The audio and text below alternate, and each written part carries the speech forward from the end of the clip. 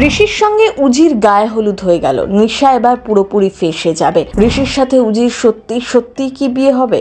দুই বোনের পথ এবার চিরতরে আলাদা হতে চলেছে। ব্যানার্জি পরিবারকে শেষ করতে গিয়ে নিজেরাই বিপাকে পড়ে গেল। দুজনের ভাগ্যের চাকা দুদিকে ঘুরবে, নাকি শেষ মুহূর্তে বোনকে উদ্ধার করতে পারবে নিশা? জোয়ার ভাটায় আসছে একেবারে নতুন টুইস্ট। কোন দিকে মোড় নেবে গল্প? জোয়ার ভাটা ধারাবাহিকে এখন টান টান উত্তেজনা পর্ব চলছে। বারবার বিপদের মুখ থেকে বেঁচে যাচ্ছে উজি নিশা। বিয়ের আগে একটার পর একটা অঘটন যেন লেগেই রয়েছে। সঙ্গীতের অনুষ্ঠানে উজিকে শেষ করে দেওয়া প্ল্যান করে ঋষি কাকিমার বোনজি। ঋষিকে পাওয়ার চেষ্টা করে না পেয়ে উজির ক্ষতি করে দেওয়ার চেষ্টা করে।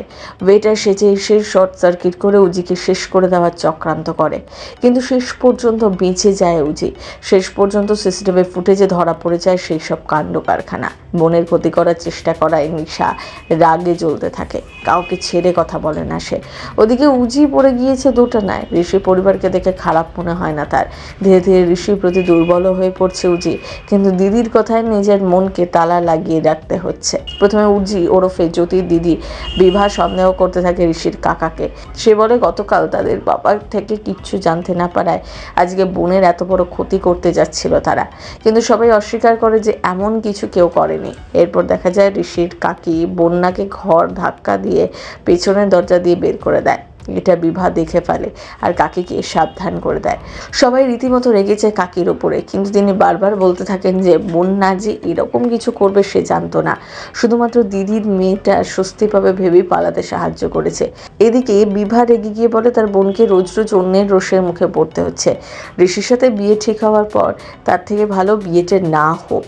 ঋষি বলে জ্যোতির কোনো ক্ষতি হবে না, দরকার পড়লে সে মন্দিরে গিয়ে বিয়ে করবে।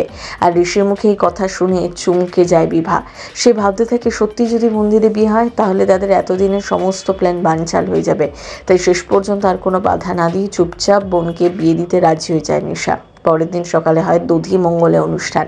ওদিকে সমস্ত পরিস্থিতি বিচার করে বাবার ছবি দিকে হাউ হাউ করে কেঁদে ফেলে উজি। ভাবতে থাকে ভাগ্যচক্র তাদের জীবন কেমন গোলক ধাঁধায় হারিয়ে যাচ্ছে।